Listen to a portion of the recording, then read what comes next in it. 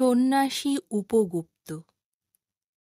মথুরাপুরীর প্রাচীরের তলে একদা ছিলেন সুপ্ত। নগরীর দীপ নিবেছে পবনে, দুয়ার রুদ্ধ পৌর ভবনে। নিশীথে তারা শ্রাবণ গগনে, ঘন মেঘে অবলুপ্ত। কাহার নূপুর সিঞ্জিত পদ সহসা বাজিল বক্ষে। সন্ন্যাসী বর চমকি জাগিল, স্বপ্ন জরিমা পলকে ভাগিল। রূঢ় দ্বীপের আলোক লাগিল, ক্ষমা সুন্দর চক্ষে। নগরীর নটি চলে অভিসারে, যৌবন মদে মত্তা। অঙ্গ আঁচল সুনীল বরণ, রুনুঝুনু রবে বাজে আভরণ। সন্ন্যাসী গায়ে পড়িতে চরণ, থামিল বাসবদত্তা।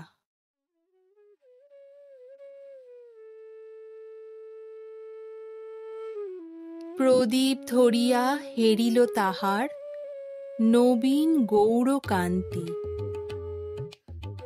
সৌম্য সহাস তরুণ বয়ান, করুণা কিরণে বিকচ নয়ান। শুভ্র ললাটে ইন্দু সমান, ভাতিছে স্নিগ্ধ শান্তি। কহিল রমণী ললিত কণ্ঠে, নয়নে জড়িত লজ্জা।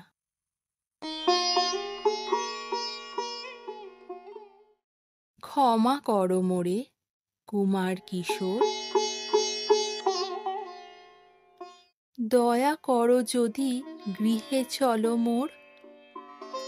এ ধরণী তল কঠিন কঠোর, এ নহে তোমার শয্যা।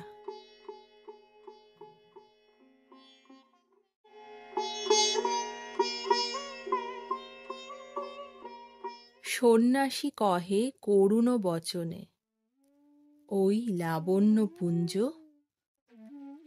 এখনো আমার সময় হয়নি। যেথায় চলেছ যাও তুমি ধনী। সময় যেদিন আসিবে আপনি, যাইব তোমার কুঞ্জ।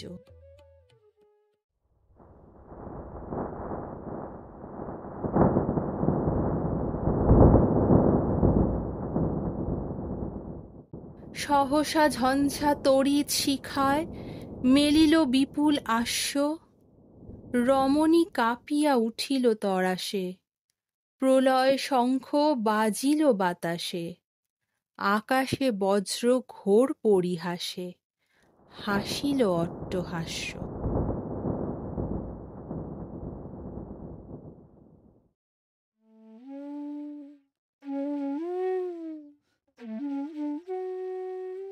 বর্ষ তখনো হয় নাই শেষ, এসেছে চৈত্র সন্ধ্যা। বাতাস হয়েছে উতলা আকুল, পথতরু শাখে ধরেছে মুকুল। রাজার কাননে ফুটেছে বকুল, পারুল রজনীগন্ধা। অতি দূর হতে আসিছে পবনে, বাঁশির মদির মন্ত্র। জনহীন পুরী পুরবাসী সবে, গেছে মধুবনে ফুল উৎসবে। শূন্য নগরী নিরখী নীরবে, হাসিছে পূর্ণচন্দ্র। নির্জন পথে জ্যোৎস্না আলোতে, সন্ন্যাসী একা যাত্রী। মাথার উপরে তরু বিথিকার, কোকিল কুহরি উঠে বার বার। এতদিন পরে এসেছে কি তার, আজি অভিসার রাত্রি।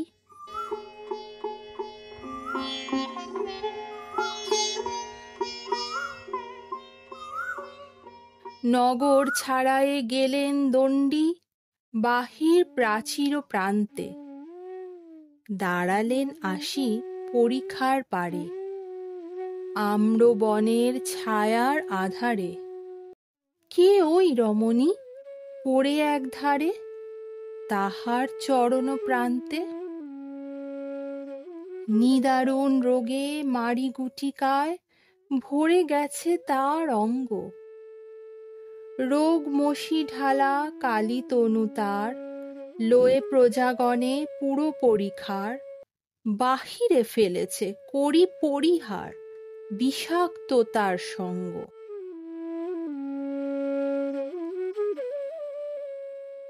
সন্ন্যাসী বসি আড়ষ্ট শির, তুলি নিল নিজ অঙ্কে।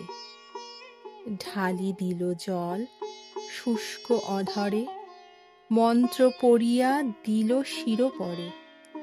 লেপি দিল দেহ আপনার করে, শীত চন্দন পঙ্কে। ঝরিছে মুকুল কুজিছে কোকিল, যামিনী জোছনা মত্তা। কে এসেছ তুমি ওগো দয়াময়, শুধাইল নারী।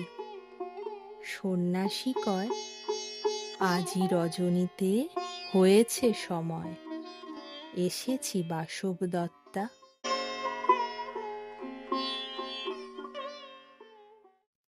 কবিতা পাঠে আমি দেবস্মিতা রায়। রবীন্দ্রনাথ ঠাকুর রচিত অভিসার কবিতাটি মূল রচনা বোধিসত্ত্বাবদান কল্পলতা থেকে গৃহীত। কাশ্মীরি কবি ক্ষেমেন্দ্রের উপগুপ্ত অবদানের মূল কাহিনীর কাঠামো অবলম্বনে এই উপগুপ্ত ও বাসবদত্তার উপাখ্যান নির্মিত।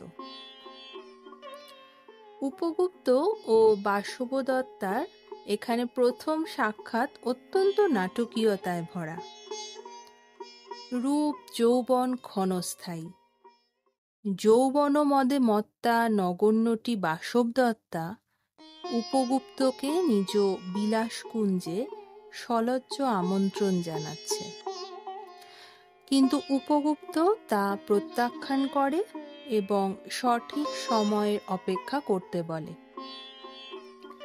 পরিশেষে দেখা যায় রোগজীর্ণা নগণ্যটিকে সবাই যখন বিষাক্ত জ্ঞানে নগর সীমার পরিখার কাছে পরিত্যাগ করে গেছে, তখন উপগুপ্তের সাথে তার দেখা হয়। উপগুপ্ত তার সেবা করেন। আসলে কঠোর সংযম ও দৈহিক কৃচ্ছসাধনের থেকেও গুরুত্বপূর্ণ হলো অন্তরের সংযম। আর এখানেই উপগুপ্তের চরিত্র বুদ্ধের মতো স্নিগ্ধ ও জীবনবোধের পরিচায়ক হয়ে উঠেছে। কবিতাটি আপনাদের ভালো লেগে থাকলে অবশ্যই জানান নিচের কমেন্ট বক্সে। আমার বলা রবীন্দ্রনাথ ঠাকুর রচিত বৌদ্ধ সাহিত্যের অনুপ্রেরণায় তৈরি হওয়া অন্য কবিতাগুলি উল্লেখ করা রয়েছে নিচে ডেসক্রিপশন বক্সে। চ্যানেলটি সাবস্ক্রাইব করতে ভুলবেন না যেন। নমস্কার।